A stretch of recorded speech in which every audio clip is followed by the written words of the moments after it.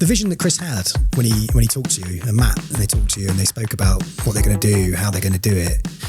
You know, we're now 5 years later. Has it come true?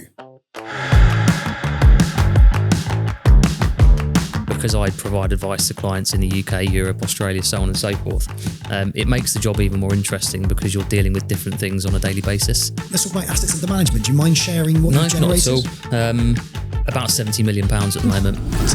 I'm proud of that. I know sometimes advisors get funny about saying what they manage, but it's something that I'm proud of, and I don't want to stop really. I won't beat around the bush. Being a financial planner, one way I always describe it is that it's a hard way to make an easy living. It's not, you can't come into the office and expect the phone to ring. Yeah. And people saying, please give me advice and I can pay you for it. Yep. It doesn't work like that over here. For me, people that are going to go on and do well in this profession are people that work extremely hard and listen to people that know better than them. What about financial education then? Obviously that comes up a lot. Are we seeing less of it out here?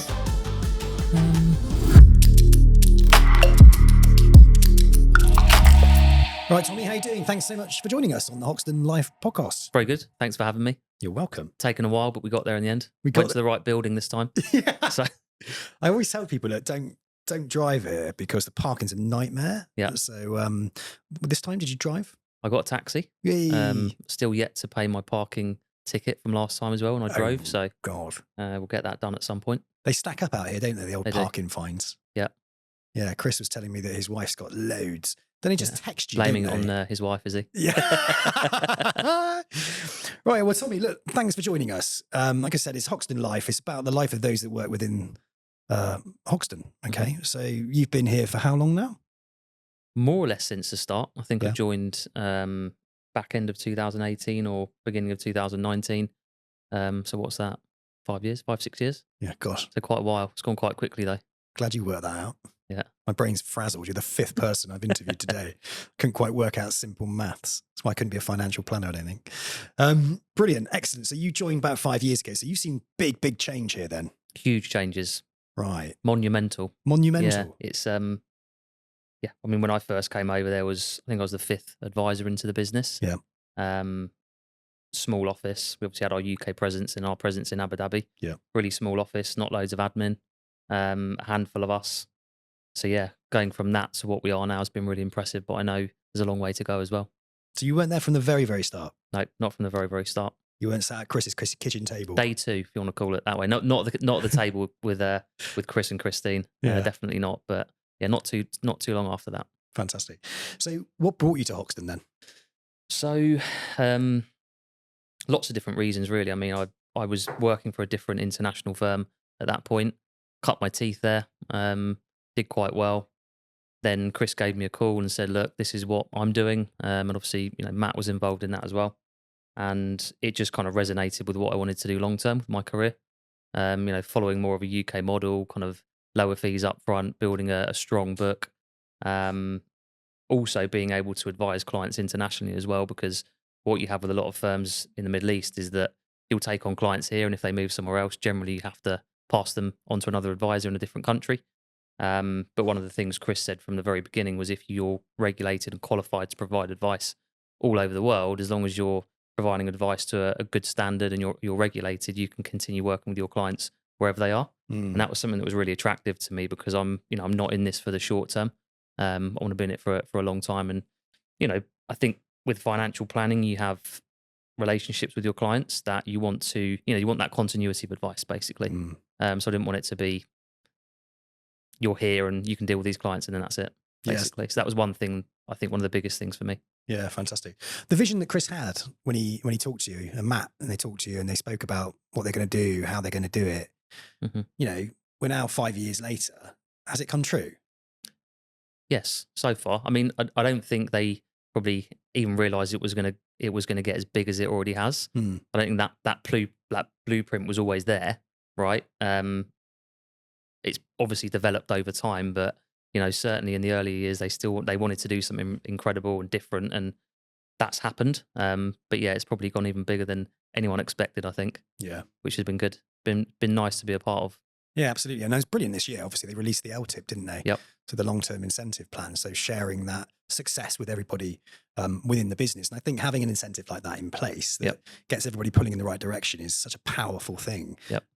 So that was a real, really great thing for me to come into and be a part of. And it certainly made me look at the business in a completely different way because I want it to be a huge success and I want to contribute to the huge success. And if I do that, obviously my LTIP gets bigger, the business gets bigger, and we all win, don't we? Yep.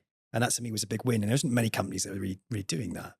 In that international space, you raised a really good point there, right? There was, before you came to Hoxton, it was probably more commission upfront focused, higher commissions, and that's what it was like really in the international space, especially in the Middle East. It needed cleaning up a little bit, didn't it? Yep. That UK model needed to come in, and someone needed to push that forward. And I can imagine so many people going, "That's not going to work out here," or "Why would I do that?" Yep. But it's great to see that it is working and it has worked. And one of the things you pointed out there as well, and I can imagine it must have been massively frustrating, because I used to know advisors would come out here, earn an absolute fortune, and then they couldn't bring their client, none of that income could come with them. Their clients couldn't come with them when they came back to the UK. And they end up essentially just starting again and over and over and over, right? Yeah. So Hoxton's just definitely one of those places that you can build a long-term book. Yeah. And it's flexible as long as you're doing the right things and continuing to learn and take qualifications and stuff like that, and want to be in the profession for a long time. Do you think, like, let's kind of like, people love traveling. Do you think you could, with this job, do you think like in the future, people could actually literally travel around the world being a financial planner? Do you think the infrastructure and what we're building here, the cross-border, multi-jurisdiction, the technology that we have is connecting clients and advisors across the world? Do you think it would almost create careers across the world? Definitely. But obviously we would have to be careful with that. We don't want junior people just gallivanting off around, but people that have got experience and have good books of business and things like that, there is that flexibility to kind of work that way if you want to. We do believe that being in an office is the right thing as well, though, because you can learn more that way. But certainly and I'm talking about advisors here, but it's definitely becoming a real global business, which is really interesting and exciting. Yeah, and we've got people all over the world already. Yeah. And it's just about building those hubs out. One of the most exciting areas for me with this business, one is the UK and the acquisition work that we're doing now. I really wanted to join I only joined Hoxton really because they had that UK presence. For me to join an international firm and for it to not have a UK presence was risky. So for me, it was like a big selling point. And when I started looking under the bonnet a little bit further, and I started looking at all the acquisitions that were going on, and the energy and the effort, the money spent on compliance, what it actually takes to run a international business across multiple jurisdictions. I mean, like it's hard enough in the UK being regulated by the FCA, but when you bring in multiple across the world, and one thing was really interesting was that you had a load of the regulators come in, didn't you? Not too long ago. Yeah, and one after the other. One after another. I think it's like 4, wasn't it? And you passed it. And that must have been incredibly stressful at the time for everybody involved.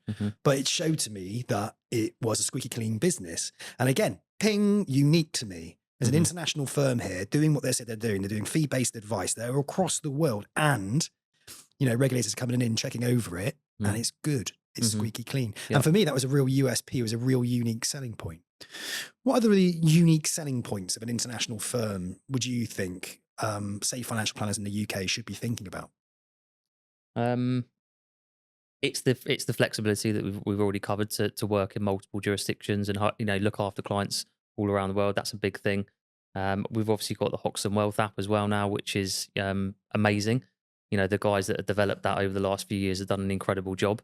And I think most of the advisors in our office at the moment, they have their typical clients are people that are have senior people that have worked in lots of different countries. So they've accumulated assets all over the world, and no one really wants to work with 5 or 6 different advisories in different countries these days. No. So the ability to basically bring everything in house is massive, and all it really does is just help help develop your book and your client base a little bit quicker. And I think that's a really attractive thing for UK based advisors that are just restricted to one place. How do you use that app in the advice journey and process with the clients that you're servicing? Yep. So I mean, look, whenever I have a review meeting with a client, for example, I will update everything on the Hoxton Wealth app. We'll look at how we think assets are likely to grow over time.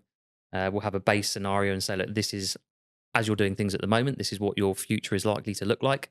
However, if we restructure things in a slightly different way, this is what it could potentially look like. And it's just constantly tweaking that over time to make sure they're getting the absolute most out of their assets and the investments that sit within them. It's nice also for the client to be able to just literally whip out their phone and take a quick look and get an Yep. update on exactly what's going on. And with all their international assets in one place, it's pretty impressive. I mean, it's even got things like crypto on there, isn't it? Yeah, you can put everything on there. You can put, the value of your cars, your properties, wherever they are in the world, UK assets, ISAs, pension SIPs, whatever it is, you can have a real good view literally at the touch of a button, which is, again, it's the way that the world's going, isn't it? Yeah. So it's been brilliant. And I think if you're one of those people that like to tinker the wealth flow Mm-hmm. side of it, which is cash flow forecasting essentially. Mm-hmm.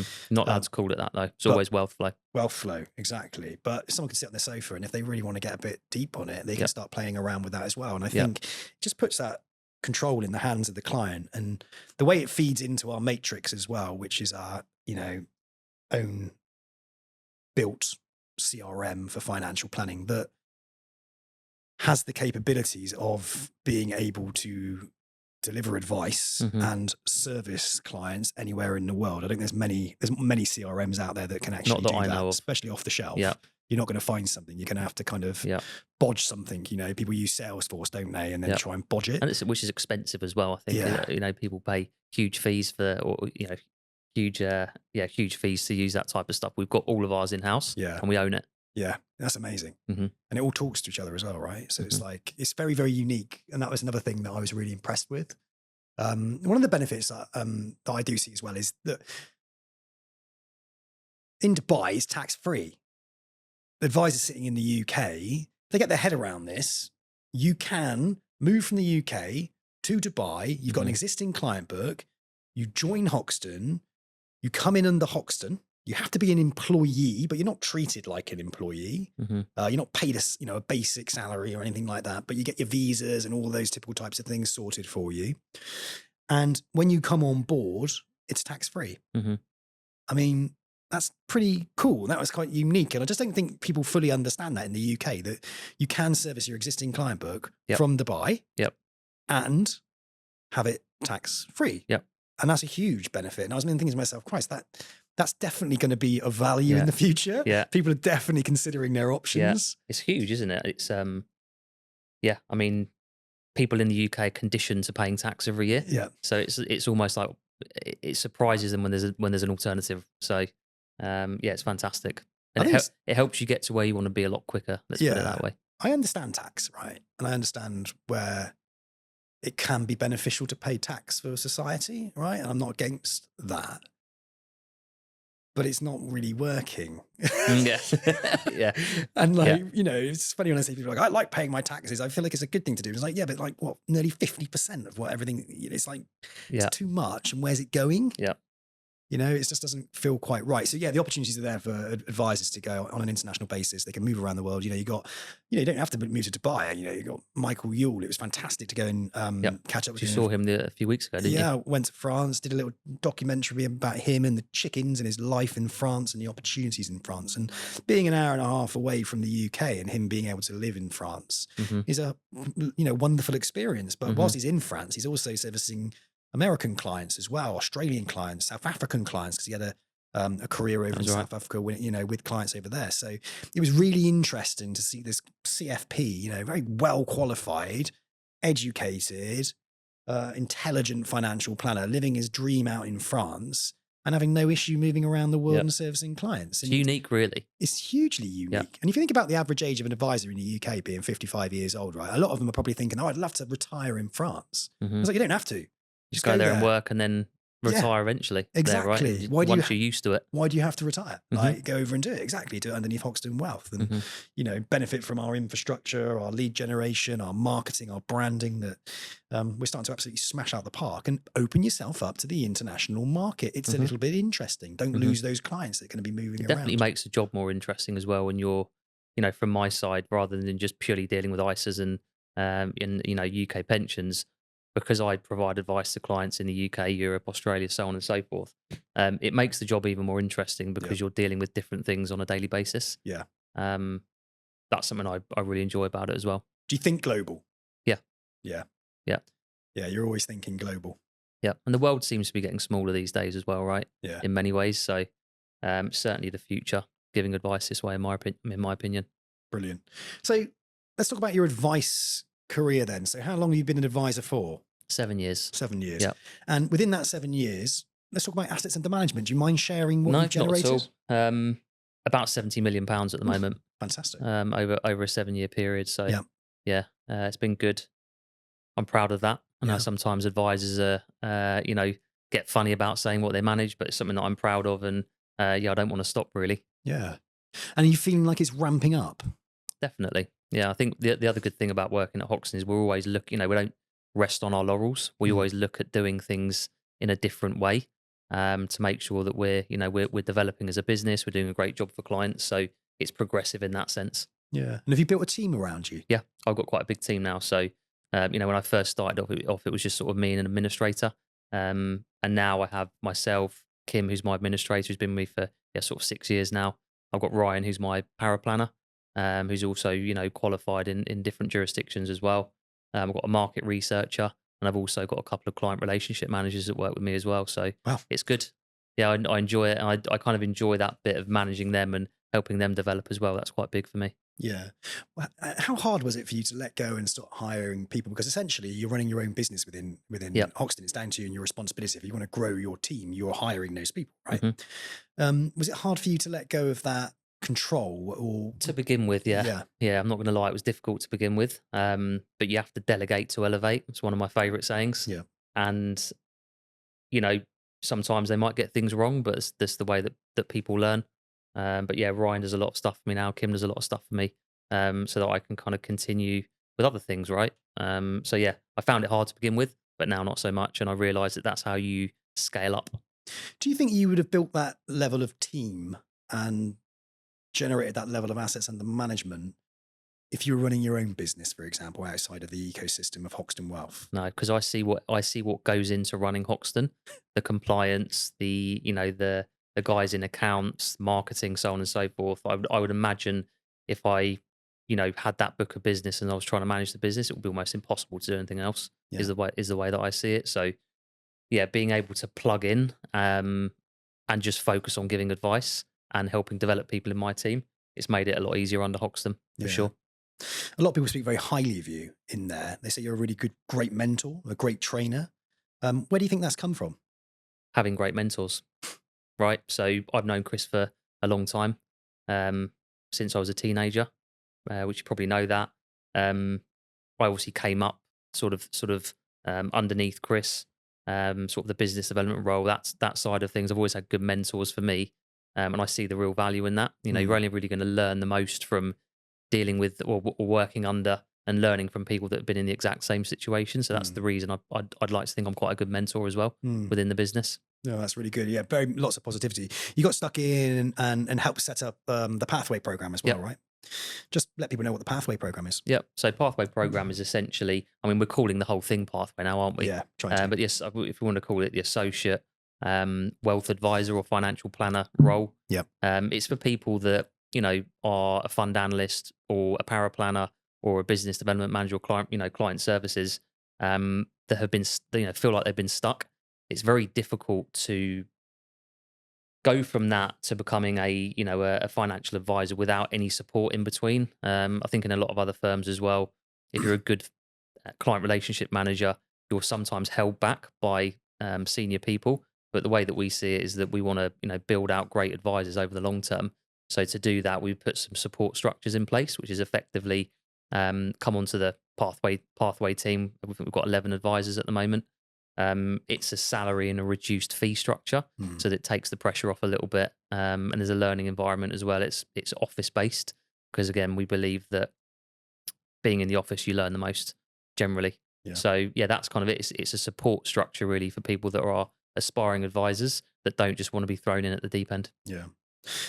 Talk to me a little bit about expectations. So if someone was to come out and they wanted to be a financial planner, right? And let's say they've got their qualifications, but from a starting place, they've given advice in the UK, right? Let's say they had no clients. Yep. How long do you think realistically it would take for them to start generating income good levels, what Yeah. do you think they would earn in 3 years, let's say? And how long Yeah. do you think it would take to get there? Is year one really, really hard? Year one's hard. Yeah, Right. I won't beat around the bush. Being a financial planner, one way I always describe it is it's a hard way to make an easy living. So what I mean by that is the first few years are ridiculously difficult. You have to prospect, you have to get out there, you have to roll your sleeves up, you have to learn lots of different, areas of advice and technical skills and things like that. But once you've got that, you've got that. It's like riding a bike, right? And at that point, it becomes more and more easy. You build up good relationships with clients, you get referrals, you build up an ongoing fee for providing good advice. So yeah, the first year is difficult, and then it becomes less difficult, providing you're doing the right things. You turn up, you go above and beyond. Yeah. That's the way that I look at it. It's not easy, but Yeah. it does become easy over the long term. Yeah. Definitely take into consideration if you've got kids or if you're reliant upon a certain level of income, thinking about coming over to Dubai, you do need to think about that, because it is an expensive place. School fees are expensive, rent can be quite expensive. So it's well worth sort of considering that. And, I'm not into like trying to mislead somebody that, you could come out to Dubai and everyone's chucking money at you. It's not really like that. It is really competitive and it is really tough. Yeah. And if you are leaving a level of security that you're used to in the UK and you do need to think about, right, where am I going to get my income from? And if that means you're a financial advisor in the UK, maybe you're self-employed, you've got 10, 15, 20 million under management, that might be a sweet spot. Yep. That might be a really sweet spot for you to come out here and not feel that pressure to perform within the first year. Yep. And you can live the lifestyle perhaps you're used to, send your kids to school, Yep. start to settle in, start to do the networking, all of that typical type of stuff. But obviously if you're somebody quite fresh, you're quite new, take into consideration that we do pay basic salaries on the pathway. There is a remuneration package on there as somebody is learning, or if they are showing the right attributes, then they're already an advisor, they can get stuck in and get out there. But it's not going to land on your lap, is it? No. It's not, you can't come into the office and expect the phone to ring. Yeah. And people saying, please give me advice and I can pay you for it. Yeah.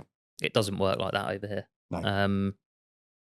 So yeah, it's different in that sense, but as long as you come over with an open mind and understand that, look, I need to really kind of dig in here, there shouldn't be any problems. Yeah, perfect. Talk to me about success stories, right? What type of advisor have you seen come through the business that are absolute success stories, and why? Yeah, I'm going to talk about Ravi Okay. actually. I know you've had Ravi on the podcast probably a few weeks ago. Ravi used to work with me at our old firm. I actually had to do a little bit of persuasion to get him over to Hoxton, but he'll probably admit that it was the best thing he's ever done. For me, people that are going to go on and do well in this profession are people that work extremely hard and listen to people that know better than them. And Ravi is just a prime example of that. He's always listened. Ask him to do something, he always does it. He's always continuously learning as well. I know he's studying for his Series 65 at the moment. He's level 6 qualified. So he's a perfect example of the type of people that will go on and have an amazing career as a financial planner. Why do you think that is? Like, what is it about him why is he just natural? Has he worked hard? Why? What are the skills and attributes that he's had that's made him a success? Ravi's a good people person, Right. which I think is absolute paramount to be a good financial planner. You have to get on well with people and ask the right types of questions and be inquisitive, because it's not just about convincing someone to look at a product. It's understanding what's most important to them. And Ravi's very good at that. He's also extremely hardworking. I mean, he comes from fairly sort of humble beginnings. I'm sure he won't mind me saying that. So he's just got that work ethic to work hard. He turns up and he just continues to get better and better at what he does. Yeah. There's no real secret recipe, I don't think, but it's the just the things that I've just mentioned, really. Yeah. So you work with a lot of clients in the GCC. Yep. What are some of the problems and the challenges that they're coming up against? Yeah. Discipline is one massive thing. When you're in the UK, there's workplace pensions that are set up for you. You kind of have to pay into them and that type of thing. Although the UAE or the GCC in general is getting better at that, as time goes by, people come over here on inflated salaries, larger disposable income, and it's very easy to go out and spend that money on flash cars and brunches and things like that. I know I did that in my first few years over here. So it's really discipline. It's sitting down with people and helping them understand what they need, what their goals are, short, medium, and long term, and then building out a plan for them that's going to essentially reach those goals. And that is discipline. It's almost like going to the gym, right? We all know that lifting weights builds our muscles and stuff, but unless there's somebody there, like a financial planner or a PT in this case, that's pushing you all the time, it makes it very, very difficult. Yeah. So yeah, discipline is a real big thing. Yeah. Just making sure that people are doing the right things that they know they need to do anyway. But it's important as well that those individuals that are moving to Dubai, that they do reach out to a trusted, well-qualified financial planner, I think, before they come over. Because the earlier they can start looking at it, the earlier they understand perhaps some of the pitfalls that might well be coming their way if they're not disciplined and sensible with their money, or things like tax, for instance. Maybe they're coming over and they're wanting to sell a business. There are so many things you've got to be aware of if you are moving to the GCC, right? Yep. Yeah, absolutely. It's there's nowhere really that you can go that's going to be exactly the same as the UK. Everywhere's got different rules, different tax legislation, all of this type of stuff. So if you can speak with an advisor that can kind of preempt you and warn you of the type of things that you're going to come up against, why not? Yeah, no, you're bang on. I speak to a lot of people that are about to move out of not just necessarily the UK, but anywhere in the world that are coming over here. They reach out to us and we can explain how we can help them with lots of different things. It's not just financial planning. Sometimes people say, "Where's a good area to live?" Right? I know you asked me that not that long ago, right? So there's loads of things that we can help people with. Where do you live again? I live in Emar South. Emar South. Yeah, you're loving it there, aren't you? Love it. Yeah, we've been here for a while now. Married with 2 kids, so I don't get out partying so much anymore. Yeah. So we have a nice villa up there, which is good. That's not what it looks like on Instagram, mate. Yeah. The wife doesn't know. They must be old pictures, mate. Don't know what you're on about. In your Bermuda shorts. Yeah. Oh, you had a 6-pack, so it must have been an old one. Oh, yeah, it's a very old one, yeah. I haven't had a 6-pack for a decade. I'm losing mine. Probably more. Mate, that Dubai stone thing, when people say, like, "Oh, you're putting a load of weight when you go to Dubai," I was like, never. Yeah. I'm literally It's a real thing. Yeah, it's definitely a real thing, but I'm aware of it now. I've got a stone on me. Yeah, at least you're not in denial. No, I can deal with it. Like it's the pleasure of working out. Yay. Yeah. Planning opportunities Yeah. with clients because of changes in the UK. Things like inheritance tax, for instance. So what are the opportunities for planning opportunities for clients because of the changes that are happening in the UK? Yeah, so obviously we had the budget recently, which was interesting, probably not quite as bad or as onerous on certain people as we were expecting, but some interesting things have come off of that. And one of those things being that UK pensions are going to come into scope for inheritance tax as of 2027. And for a lot of my clients, that are high net worth individuals, pensions have always been seen as something that is there if you need it, but it's a legacy planning tool where they can pass the assets on to their children or whatever. But obviously, from 2027, that's going to be changing. So the UK has a double tax treaty with a lot of the countries in the GCC. And what that means is from the age of 55, people will be able to effectively use the tax treaty to take their funds tax-free out of the UK. So there's some huge planning opportunities around that for people, which is interesting, right? Yeah, huge. Yeah, massive opportunities. I don't think people are fully aware of it. No. When should they start talking about it? When should they start looking at it and really understanding it? Really, you want to be looking at these things all the time. I think it's the same with any financial planning or any asset that you might have. You need to look at things and review them on a regular basis, whether that's life insurance, protection, your home insurance, whatever it might be. These types of things need to be looked at all the time. I guess as well, when you're in the international space, people are moving around all the time. And we touched on this earlier, but there is that continuity of advice. Is that a big problem that the clients are experiencing, is getting that continuity of advice? Yeah, I think so. So I know we kind of touched on it earlier, but if it was me and I had assets all over the world and I wasn't still entirely sure where I was going to be, I would want to work with an advisor who was able to look after me wherever I went and whatever assets I had. For me, financial planning is not something I'm going to work with this advisor for 2 or 3 years and I'm going to work with that advisor for 2 or 3 years. It's building out a long-term relationship, because good financial planning comes from really understanding your client's needs and wants. And that's something that's built up over a long period of time, right? So, yeah. Was that the question? I think that was the question, wasn't it? Yeah. Good. So, like I touched on it earlier as well, that, in the international space, there's a lot of worry and concern about people running around saying they're financial advisors and they're not qualified and they're not experienced.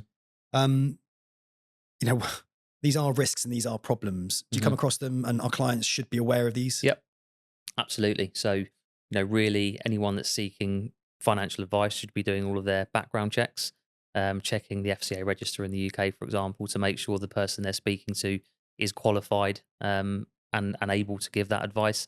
And that doesn't just go for the UK, that goes for everywhere. But there is always that fear, isn't there? I think, you know, the other thing that we do quite a lot of here, and something I think we do very well as well, is, you know, for example, if I'm going to take on a client somewhere, I will usually ask one of my existing clients that have been with me for a long time to act as a referee or a reference. Yeah. So we do quite a lot of that as well. Yeah, I love it. What about financial education then? Obviously, that comes up a lot on my Financial Planner Life podcast. A lot of people are very passionate about financial education. Yeah. Are we seeing less of it out here?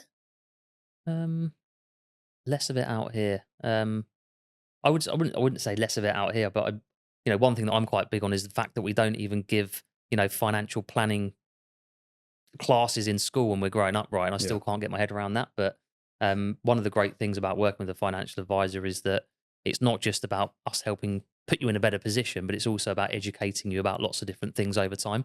So I've got friends, you know, that have been clients of mine for quite a while now, and when they first came to me, they didn't know what a pension was. They didn't know really anything about tax or anything like that. But now, you know, the type of conversations I have with them are quite in depth about different assets that they might be able to hold, all of that type of stuff. So that's another good part of the job that I enjoy, actually educating people. And it's, you know, even if they're not my client forever, it's something that we'll have for a long time now. Yeah. Passing on that knowledge. Passing on the knowledge, Not that I know everything. Yeah.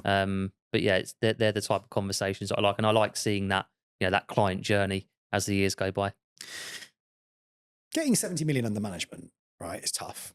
You know, when you hear the whole phrase, like, it's making your first million that's hard, every million after that's a lot easier. Is there a tipping point with financial planning? Because you've obviously built your team. Like, when did you start to hire into your team? Did that have a positive impact on the amount of time, the amount of AUM that you were generating? And can you kind of extrapolate that forward? Do you feel like you're going to accelerate growth within your client acquisition, assets under management, as you build out your team? Like, what is it? Let's give somebody the kind of insight, because a lot of people, like, again, like, maybe they're in the UK sitting on 15, 20 million, and maybe they're an AR, maybe they're even directly authorized. And I've spoken to them. In fact, one of them is actually joining us. He's got 25 million under management. And the reason why he is because he needs to free himself up to be able to go to the next stage, right? He wants to bust through that roof, because at the moment he can't on his own because there's too many things to do. Gabriel reports, all this sort of stuff. When was it a good when was a tipping point for you? And when do you think is a good time to start building out your team? And did you see an acceleration of maybe development of business? Were you stagnating before it? Tell us a little bit about that. So I think, honestly, it was as soon as I came to Hoxton, because when you start charging your clients an ongoing fee, it makes it easier to build your business rather than taking big upfront commissions, right? Because I wake up on January and I know how much I'm earning. I know how much I can allocate to building out my team, who then help me service my clients and things like that. So there's lots of different things we can talk about, you know, around this. But yeah, it's just, you have to speculate to accumulate, and that's something that I've done quite well. You know, taken advice from Chris and Matt and the other guys, the senior guys in the business. To help essentially build out my team so that I can continue to do more. And the other side of it as well is that, you know, I could go out and take on £20 million worth of assets in 1 year. But if I've got loads of unhappy clients that are walking out the door, what's the point? So something that we do, again, very well at Hoxton is we retain clients, which is just as important as taking on new clients, right? Yeah. And what part of the business, how do we retain those clients? What is it we have that retains them? It's everything, isn't it? It's brand image, which I think ours, you know, in the international space is one of the best, if not the best, in my opinion. It makes it a lot easier to take on clients and retain clients that way. We have everything, you know, we have all our own direct licenses. So UK, Europe, US, Australia, here, you know, we don't piggyback off of anyone else's licenses. We own all of the licenses that we have, which is always, I think, a nice thing for clients to see. We just do things properly. Yeah. Well, I also love, there is a kind of, you could join this business without any experience, right? And you could start with no experience all the way through your financial planning career, and you could exit out of this business and you could sell your book of business back to Hoxton. Yep. Now, what does that incentivize you? Is that something that you're thinking, right, every time I'm building, the more assets under management I'm generating, the bigger hopefully my book will be, and the bigger the sale value will be. Yep. Tell us a little bit about that. What part does that play when you're building a book of business? Yeah. It's always in the back of your mind. Yeah. For me, I'm 38 in a few weeks, so I don't want to go anywhere. I love what I do. I enjoy looking after my clients and the relationship that I've got with them. But it is nice to know that you've got that option. If something happens further on down the line, it's effectively your retirement plan, isn't it? So it's nice to know that that's there, and that's something that Hoxton promote, essentially. Well, I think it's really interesting. There's a lot of these entrepreneurial advisors that are out there, especially in the UK, and they don't really want to go self-employed because of all the hassle that comes along with the stress, everything you talked about before. Yeah. There's me and Jonathan Jay were talking about it. Intrapreneurs, bringing them into the environment, into an ecosystem where they can be nurtured, they can build their business within it with the support of the infrastructure of everything around it, and they can sell the book. So it's kind of like a win-win. It's a win-win. And that's what Hoxton does. It creates this win-win. And that was a huge selling point for me. Yep. And again, once advisors truly understand that, and if you listen to this and you want to know more, reach out and ask, because we'll go through it with you. Yep. There is a structure here. You can go from no experience all the way to selling your book of business. And that's a positive. And not only on top of that, but we only just announced that there's an LTIP as well. It's a long-term incentive plan, which everyone can benefit from. So that to me is important because it pulls everybody in the right direction. Exactly. Yeah. It's a brilliant system, that we've built out and we're continuing to develop. Yeah. Realistically, we're going to have people within the business that start in Kane's team, the business development guys, all the way through. As you said, you could be within the business for 20, 30 years if you wanted to, which is incredible because moving businesses and moving firms isn't fun to do either. Yeah. When I did it, I had a very small book of business, so it wasn't as bad, but I couldn't think of anything worse than going to a different business at this point in time. So yeah, we really do cater for the entire journey. Yeah. Power planners. Do you have power planners in your team? Yeah, I have Ryan, who's UK level 4 qualified. He kind of he does a lot of the technical work for me. He's been with me for a few years now, so he's a huge help. Yeah. So international power planners, slightly different from the UK power planners. UK power planners tend to be, here's a report, get it done type thing. Don't sit in front of the client. But it's a bit more out here in the international space. You tend to find power planners sitting in front of clients more, working with the client more, like in almost like a relationship type manager type position, like unearthing opportunities, following up with them, like a concierge service almost. Is that something that you encourage Ryan to do? Yep, absolutely. So whenever I'm taking on a client, and providing advice, what I like to do is integrate my team at the very beginning. Yeah. Just so that people understand it's not just me. I'm not a one-man band. I have a huge team behind me, and it's not always going to be me, on the phone calls. It might be booking Ryan in to do a fact find, or asking Kim to do something, or even asking Tom or Charlotte to do something that my client relationship people. So I think it's important that clients understand it's not just me. Yeah. There's a whole big team behind me, so I do try and integrate them right at the beginning of the process. I think it's really powerful as well, because if you position it in a way that it's like a little family office, everybody's got their part in your business, and that the client gets that feeling they're being really looked after in every aspect, every detail. If there's something, if the administrator notices there's something not quite right, then the administrator would call. It's like there's detail there. There's a service there, and at the end of the day, when someone's paying on a recurring income basis, right? They need to know that they're actually getting a service for what they're paying for, essentially. And I think it's a really powerful tool, a great way to position yourself as a differentiator to the guy running around out here on his own, for instance. Yeah, exactly. Like my typical day is that I'm on meetings most of the day, whether it's first meetings or existing client meetings, or sitting down helping one of the guys and mentoring. So I can't always be available. I wish I was always available. But when clients know they can drop Ryan a text message, or drop him an email and say, "Can you just come back to me on this?" It's really powerful, and it's important as well. The other side of that as well is that the guys that work underneath me that are eventually going to come through, they all want to be advisors. So if I get them involved in my process, it makes that transition so much easier. So I think in other firms, a lot of the junior people in that respect are kind of left in the dark a little bit. Yeah. So I like to get everyone involved. I copy them into all the emails. They can see how I deal with clients, the relationship that I've got with them, because they can see that, that's the way that things should be done. Yeah. It's that open, honest Yeah. mentorship again, right? Yeah. Like you're actually empowering them to push their careers forward. And I think the more I talk about the power planner side out here, one of the struggles you have in the UK is that it would be administrator, power planner, become an advisor. Mm-hmm. So that would be like the route that you would kind of go down. Out here, it feels way more geared towards that. Mm-hmm. So sometimes power planner really, really wants to be an advisor, Mm-hmm. but their business are keeping them in the power planner role. Yeah. Whereas in the international space, it's encouraged. Yeah. So you're kind of speeding them up. So actually a power planner in the UK who's like, I'm really like super bloody Stuck there for longer, right? personable, right? I want to get ahead. Yeah. They should be knocking on our door and saying, have you got any power planner stroke trainee roles? And I wonder with us, right? And I think we're going to develop this. I'm interested to hear how you feel about that. Do you think that power planner role should be in the whole pathway process? So let's say you're a trainee wealth manager, you come in without any experience, you start smashing the telephones, phoning leads, generating leads for advisors and starting to work with them and chasing clients, booking them in, all that kind of stuff. Mm-hmm. But then eventually you do step then more into that power planner role and start working a lot closer with an advisor. Mm-hmm. So you start to understand that element of the business, and then you go into advice. Yeah. Kind of feels like a more Smoother transition. instead of like BDM, trainee wealth manager, straight into advice, which is like almost like a kind of bit of a leap. Mm-hmm. It is a big leap. Yeah. Yeah. And I've heard from people when they've made that leap that they didn't quite understand how big the leap was. They were just like, oh yeah, great. Once I become a financial planner, it's the name. That's what it will do for me. And I'll be great at it. Yep. And it's like, well, no, actually there is a process and ways to do this. And you'll learn that through being a power planner. Yeah.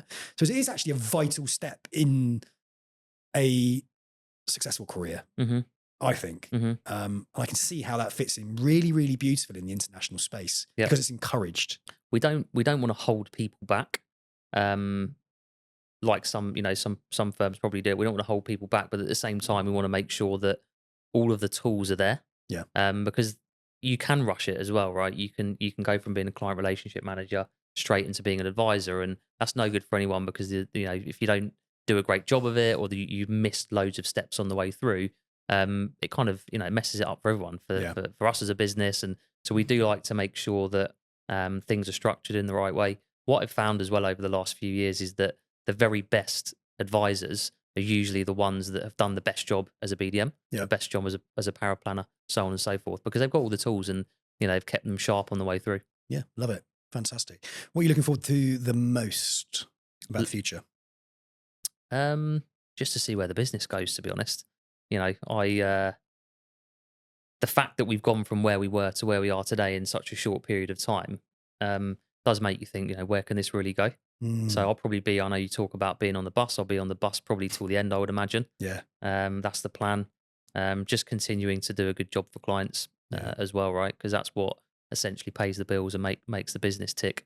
We talk about what we earn and things like that from time to time, but that is secondary. The first and foremost is doing a great job for clients, and everything else comes afterwards. So yeah, I love it. Yeah. I'm really excited about the DIFC as well, actually. Same. Yeah. Yeah. I think that's going to be a fantastic opportunity. Explain to people what the DIFC is, just in case they don't understand. Yeah. DIFC is Dubai International Financial Centre.